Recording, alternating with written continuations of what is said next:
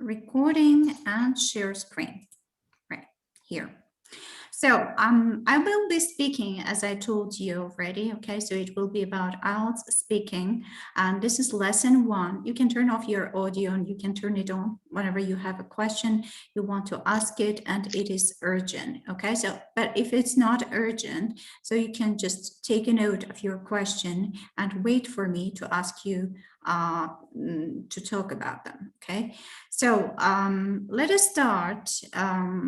So this is about, the first lesson is about IELTS speaking, and it is about introductory and fundamental rules, okay, that you should know. In general, so this course will be 5-meeting course. The first lesson, as I told you already, is about speaking fundamentals. The second one will be about listening.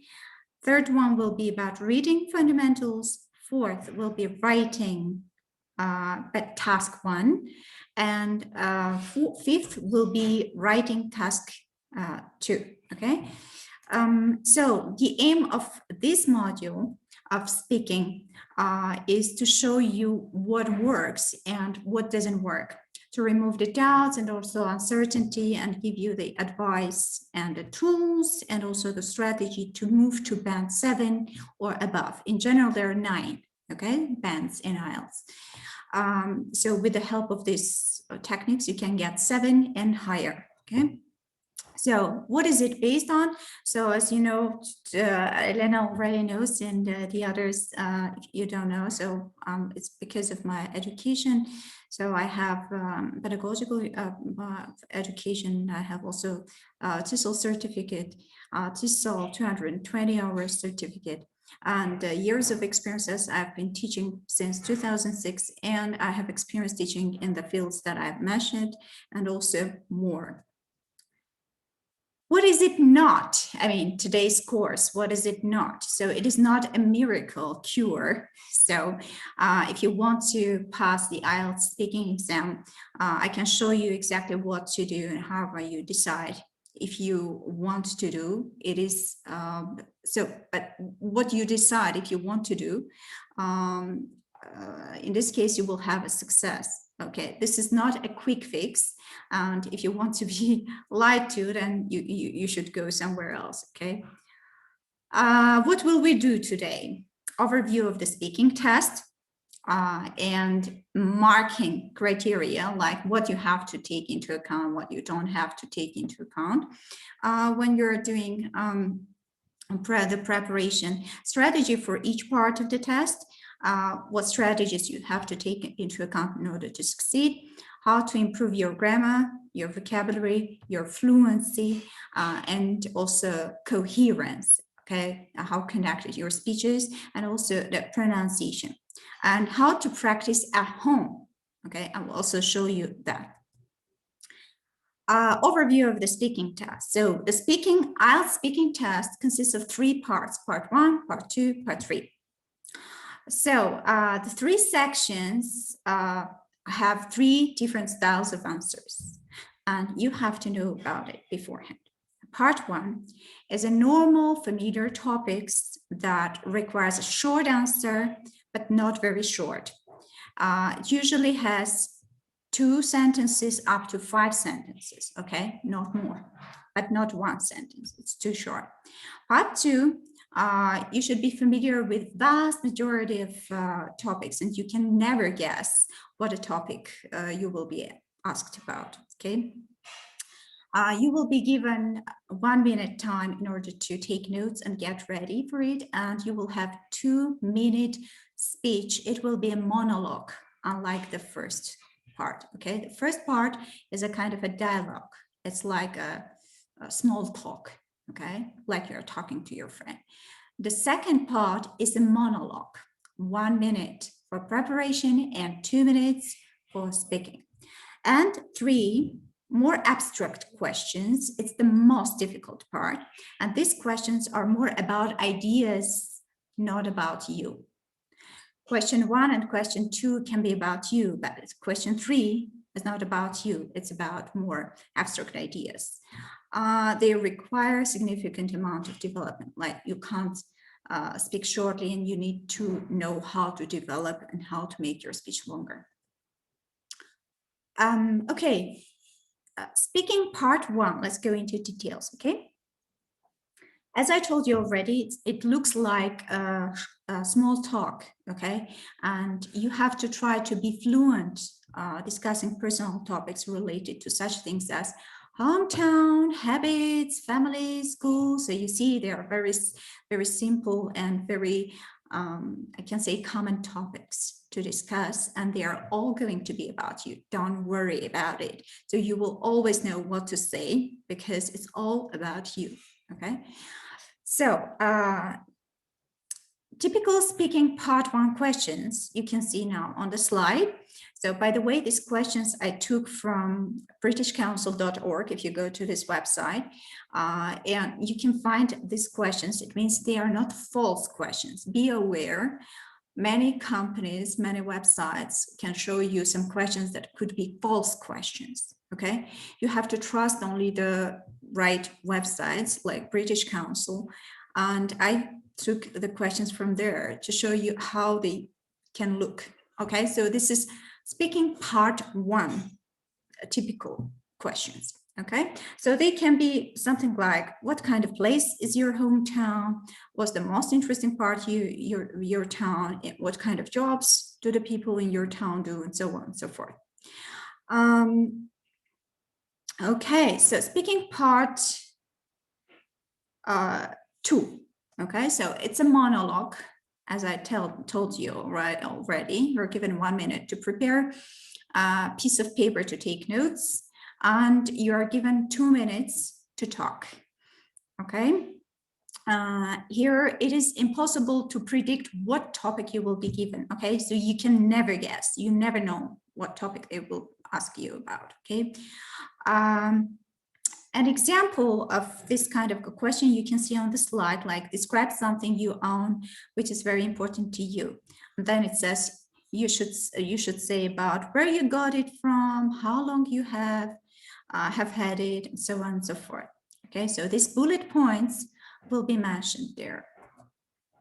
And part 3, an example of it is this, like it could, the speaker is not a monologue, okay? So again, it's a dialogue kind of thing, but it is very complicated because it's not about you. It's more about, I mean, abstract things, okay? And it will be difficult to answer.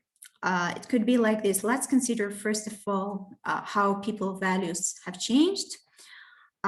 What kind of things give status to people in your country? Have things changed since your parents' time? Finally, let's talk about the role of advertising. Do you think advertising influences what people buy? You see, these questions are not about you. These questions are about your opinion about certain things. It's more about abstracting. Okay, so it's not like the first part question, speaking question. Okay, so let's go deeper into each part now. Okay, so part 1 again. I told you already, so it's a repetition. You see, it's similar to small talk. Okay, examiners must ask questions on 2 or 3 topics in 4 or 5 minutes, and thus your answers should be short, but not very short. As I told you, from 2 till 5 sentences, okay? It is, okay, let me see. Yes, when you're asking to the questions in part 1, you simply answer them in the same way you would if you were talking to a friend or to a classmate or a colleague, okay? So you shouldn't think that this is an examiner, okay? Just pretend for some time that this person is your friend, okay? And talk to this person like to your friend. It's very important, okay? So that to sound natural.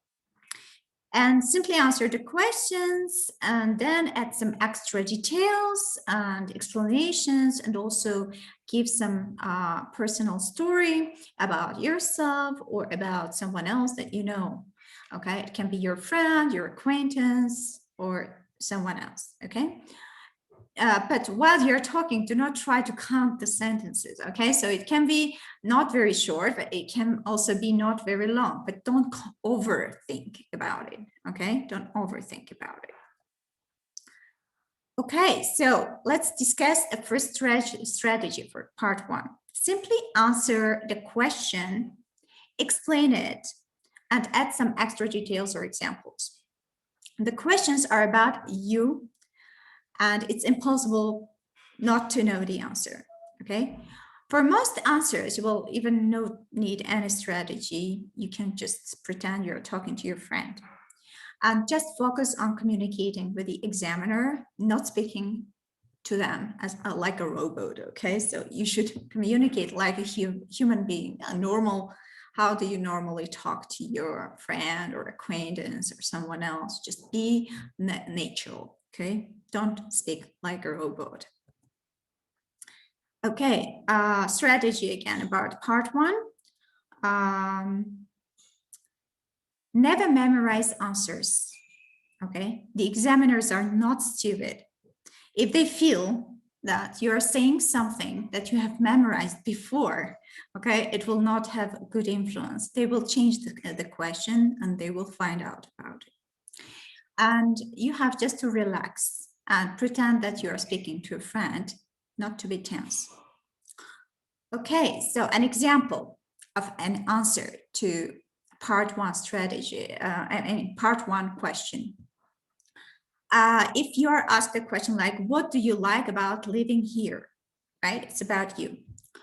The first answer, I like it because it's quiet and peaceful. This answer is an answer, but it is too short. There's only one sentence, okay? One sentence is not good, okay? It's too short.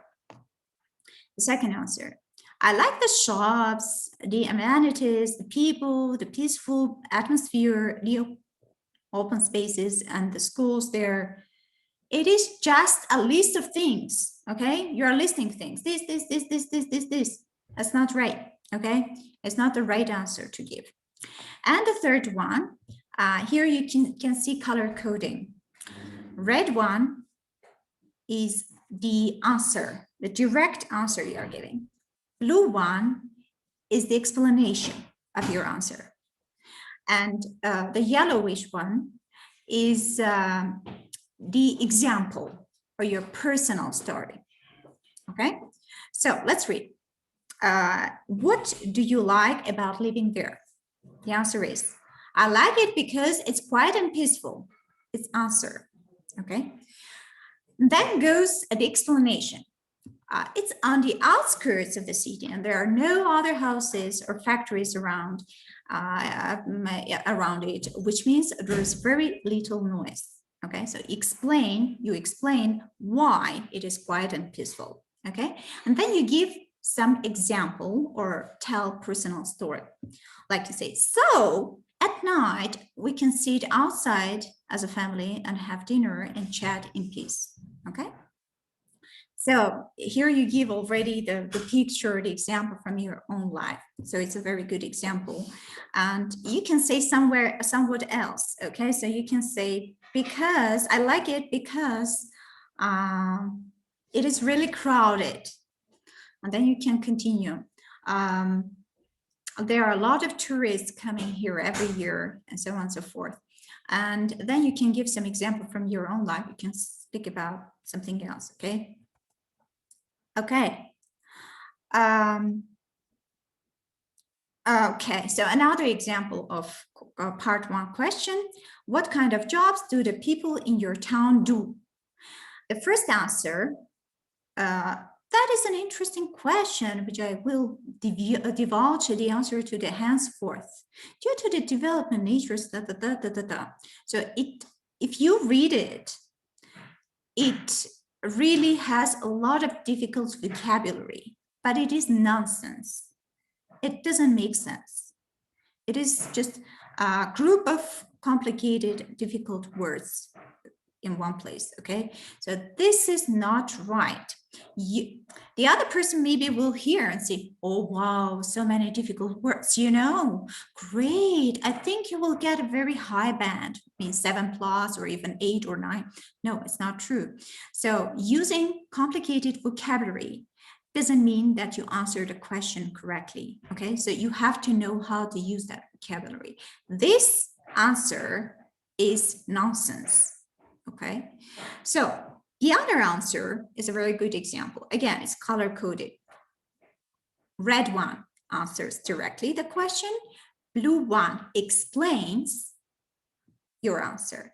And the yellowish one gives an example or tells a story, a life story, okay? Let's read the answer. What kind of job do the people in your town do? Okay, so the answer will be, most people are unskilled laborers. It's not a very rich town, and most people are not educated, so they tend to get jobs as workers in factories or in construction. For example, there's a new factory on the edge of the town that makes electronics, and many people found employment there recently.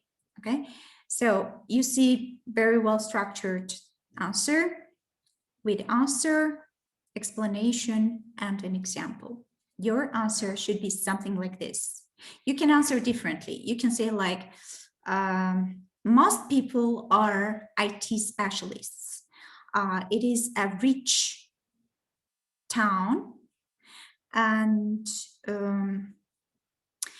people work from home, and they get a lot of money and spend on different things. For example, one of my friends, and you give your own example, okay? So something like this. This is a very good example. This is IELTS question part 1, okay? Now, speaking part two. Okay, before we go to speaking part 2, okay? You have a short time to ask questions. Do you have any questions connected with part 1? Eliana? I can't hear you. No. But yes. Do you have any questions connected with the first part? No, I think that everything is clear. Everything is clear. Good. Later on, I will share the materials. I think you will have one more chance to go through it. And if there are any questions that arise just outside of this lesson, okay, just send me a message. How about you, Bartu? You have something to say? I think no. Ina? I don't have question. Ina? I don't have question. Okay, then everything is clear. Good. So let's pass to the second part. Okay, speaking part 2. The rules are the following. Okay. The rules are the following. The examiner will tell the candidate in part 2 when to begin. So we begin now, okay? And then you start speaking or preparing. The candidate must talk for up to 2 minutes. Before beginning, the candidate has 1 minute to make notes. And this is the most crucial factor of part 2, okay? So because students may not know how to take notes effectively. So 1 minute, what is it? Just a wink of eye and it's gone, okay? 1 minute is nothing. So you're given a piece of paper and you're given 1 minute to prepare. So that is why most of the people, there are 3 types of note takers, okay? Maybe more. I don't know. So the first one takes very detailed notes because they are worried that they will miss something while they are talking. The second type, they're just taking very short notes, and they're trying to imagine what they're going to say and what they are going to say after what, and so on. And me, for example, I'm that type. I'm just mixing them too. I'm taking very short notes, but at the same time, I'm imagining what I want to say, okay, or what I'm supposed to say. so we have to learn how to take notes quickly, okay? Bartwi, can you turn off your sound, please? Thank you. Okay. Okay, so, and I often tell students to use abbreviations because they don't have any time, or mapping is even better. So it is easier and quicker to draw a mind map and refer to it while talking. Okay, and students should practice mind mapping as it is probably unfamiliar to them. Okay, so practicing monologues and also timing, recording yourselves will also build your confidence. So what you have to do, you have to practice a lot. You have to talk, monologue, 2-minute monologue. You have to record yourself, and then you have to listen to yourself. We'll go into details later. So speaking part 2, question monologue strategy. You should practice. Okay. You have to try to answer to the question fully. And you have to try to use some supporting details like examples, personal story, and things like this. Examiners are not allowed to speak in part 2, okay? So they are not allowed. They are not speaking, they're silent all the time. So this is monologue.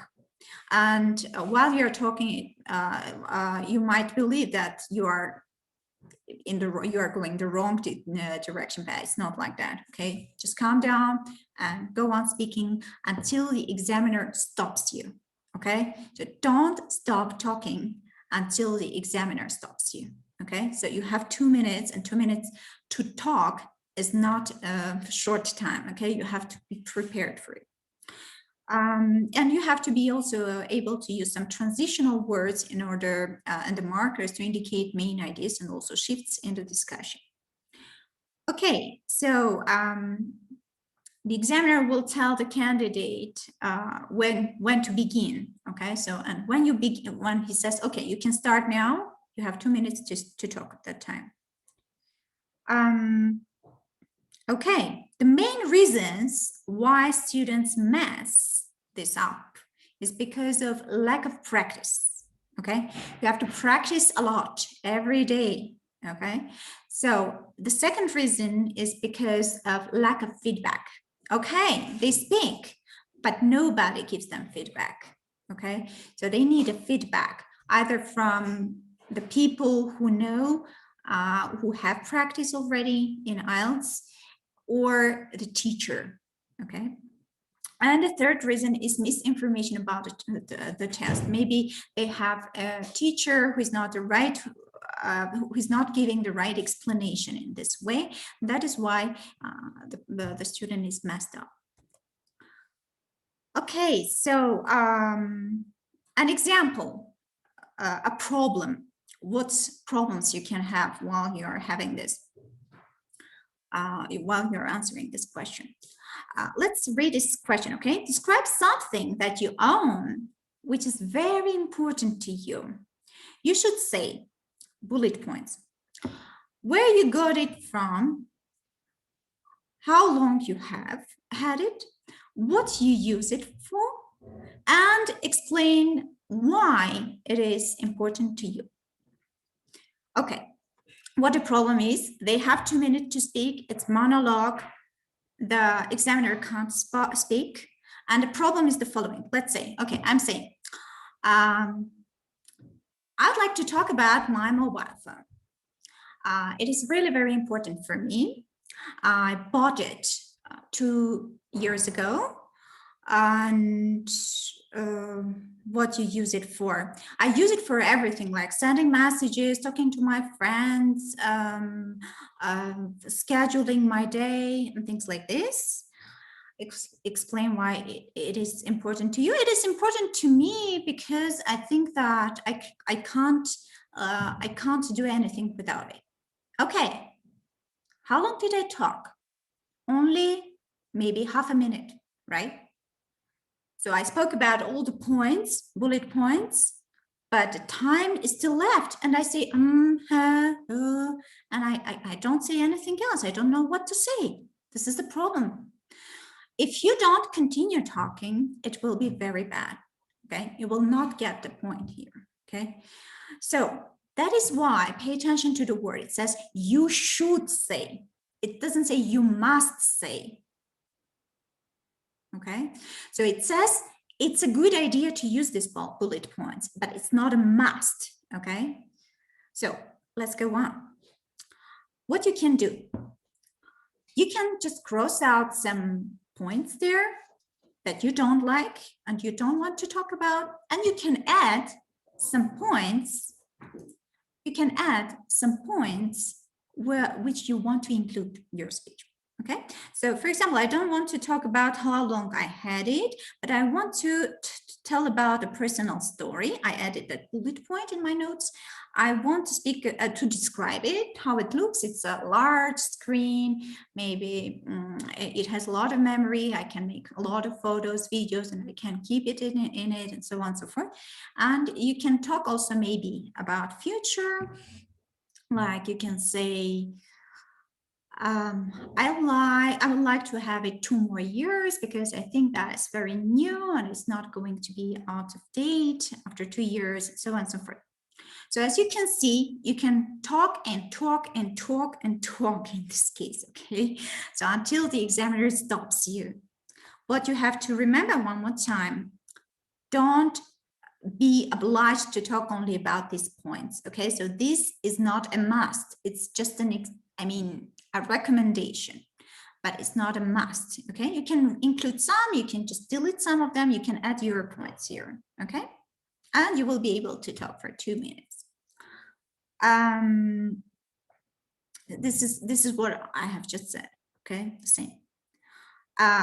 Point by point, what you should do, look at the question, decide which of the bullet points you feel comfortable talking about. Those ones that you don't feel comfortable about, just cross out. And add other things you would like to talk about, like you describe your phone and so on. Make a plan and think about your answers and speak until the examiner stops you, okay? And okay, introduce the topic, describe the topic, say how you feel about the topic, tell a personal story, use an example, talk about the past, the present, and also the future, and use the bullet points, some of them.